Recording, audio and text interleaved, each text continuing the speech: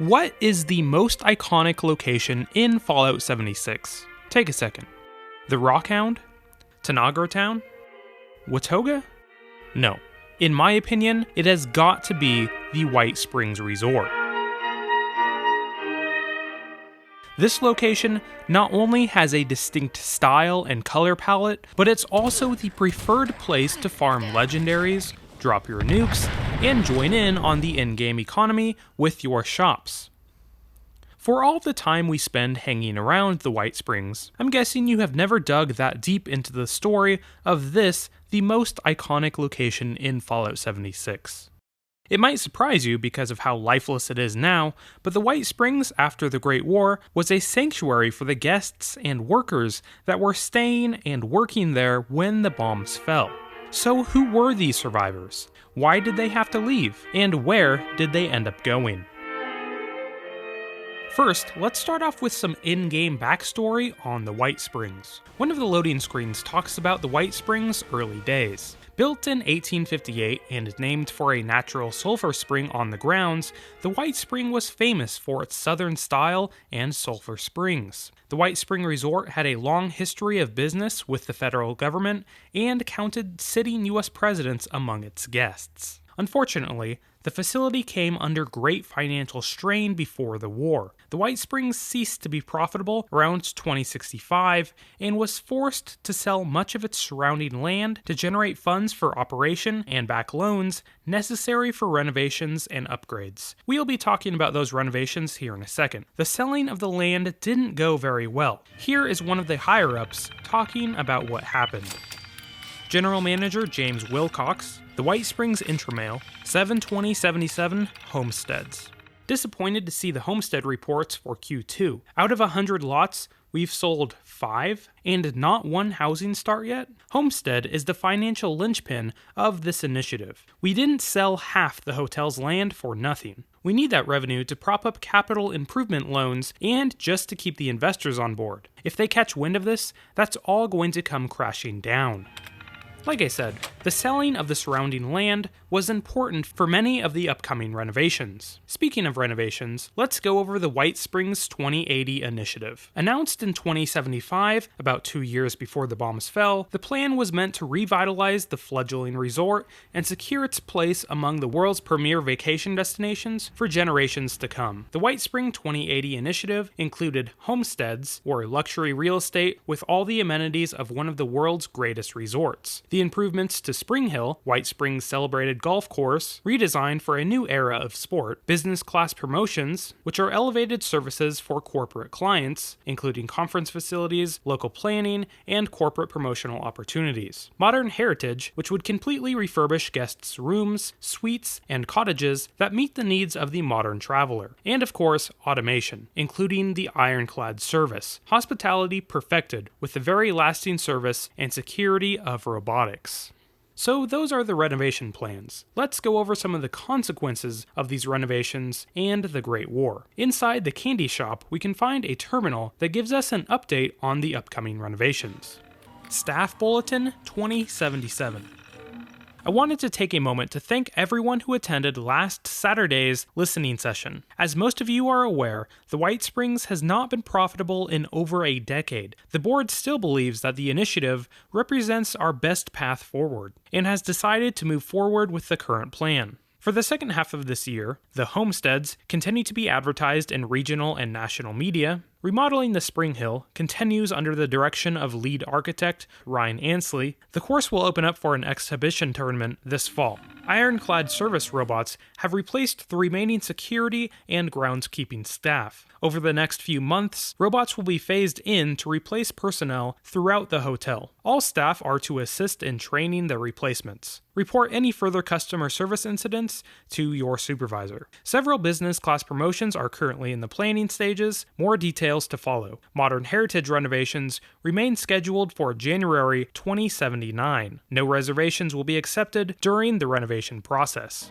So they will be replacing many of the staff with robots. This falls in line with the rest of Appalachia. All across the region, there were companies laying off workers and replacing them with Robco robots. We will have to see how this turns out later in the video. Staff Bulletin October 2077 gives us another update on the renovations, only this time it was just days before the bombs fell. Staff Bulletin October 2077. Several updates this month. The Spring Hill Golf Tournament has been cancelled. The Nuka-Cola Corporation will sponsor our first business class promotion to celebrate the release of Nuka-Cola Quantum. Nuka-Cola bottle caps will be accepted as legal tender throughout the hotel. The Ironclad service transition concludes this month with limited exceptions. All non-management personnel should have received their termination notices. An employee farewell dinner will be held in Governor's Hall on 10/15 at 7:30. On behalf of the management team, I would like to thank you all for your years of dedicated service to the Whitesprings. We can assume that because of the disappointing sales of the Homestead plan, the Spring Hill Golf Course's renovation was probably put on hold, and that's why they had to cancel the tournament. We can see the consequences of this when we head out to the famous golf course. We also hear about the Nuka-Cola business promotion that I talked about in my Is Fallout 76 canon video. Lastly, we hear that the Ironclad service is concluding, leaving only a skeleton crew of service personnel. Heading into this computer's personal logs, we can hear from Joyce Easton, the operator of the candy shop, about what happened with the skeleton crew. 10/18/77. Everyone's gone outside of management. It's just me, Paula, Eric, Lou, and the girls at the spa. And Robert, of course. He's not even getting paid now, but he still shows up. He's been the doorman here for longer than anyone can remember. 60 years now? 70? It's all he knows. Even Wilcox didn't have the heart to send him away. We all felt like that. This place was home. It's just not the same without them. It's just empty. This next post will be from after the bombs fell on 10/23/77. It's just Robert, Lou, Paul, and me. 4 staff, 92 guests, and 500 robots. No one from management is left. The robots were never meant to handle this. Someone has to step up and take charge. They picked me. I don't know anything about leading people. I've never managed anything more than a candy counter. In further posts, Joyce Easton goes on saying people just ran away from the hotel into post-war Appalachia after the bombs fell. Presumably, these people were just scared for their lives and running in any direction they could find. So Joyce was voted the leader of the remaining people at the Whitesprings. For the next year, the people of the Whitesprings lived in relative comfort. On one of the terminals, someone described them having a decade's worth of supplies at the Whitesprings. Unfortunately, the Whitesprings 2080 initiative did not stop when the bombs fell. This brings us to modern heritage. Back in the candy shop, we can read Staff Bulletin, December 2078. This is an automated reminder that modern heritage renovations are scheduled to begin 11/79. To expedite construction, all rooms, suites, and cottages will be closed during the renovation process.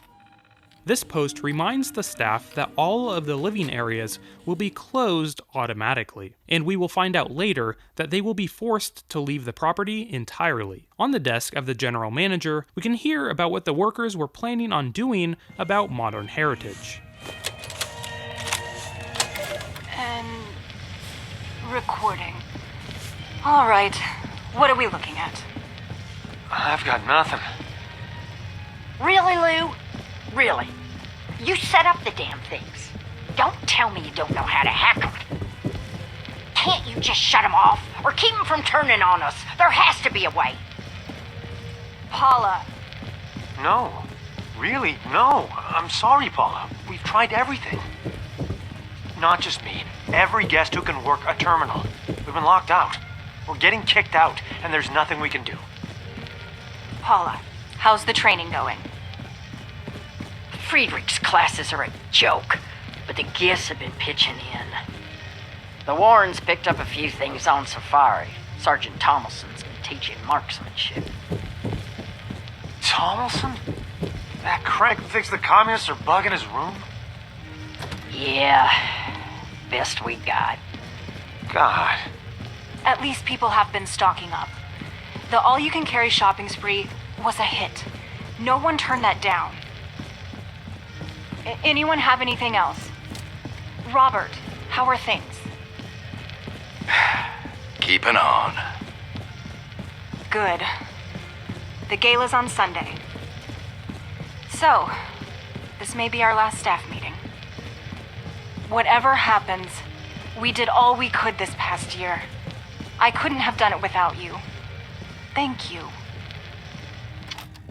After failing to override the renovations, nearly all the survivors realized that there was no point staying. On one of the terminals, it says they had a huge New Year's gala to party right before they had to leave. Waking up on New Year's Day, the guests and workers of the Whitesprings ventured out into Appalachia for the very first time. The survivors split. Paula and Joyce headed a caravan to Charleston. Lou and some of his friends decided to overpower some of the robots at the golf club, while some of the others decided to risk it and go all the way to Sunnytop and Pleasant Valley to see if the other resorts could take them in. We all know now that the Raiders were waiting for them at the ski resorts. They either joined up with the Raiders or were killed by them. The Whitesprings remained abandoned for years, locked down and maintained by its robotic custodial staff. On May 30th, 2086, the last entry was entered into the maintenance room terminal. Disabled that damn lockdown, not that anyone even tries to come here anymore. OR 530-2086. Known only as OR, he lifted the lockdown placed on the hotel by the modern heritage renovations, opening up the hotel to the vault dwellers about 15 years later. Alright guys, that's all I have on the Whitesprings Hotel. I hope everybody enjoyed the video. If you did, make sure to like and subscribe. It really helps out my channel. Also, if you've made it this far in the video, consider joining my channel's membership. You get a cool little cryptid symbol next to your name when you comment, and it goes a long way in supporting my channel, so thank you. Also consider following me on Twitter. It's the best place for me to keep in contact with you guys. But anyway, this has been Widgeon TV. Thanks for watching, guys.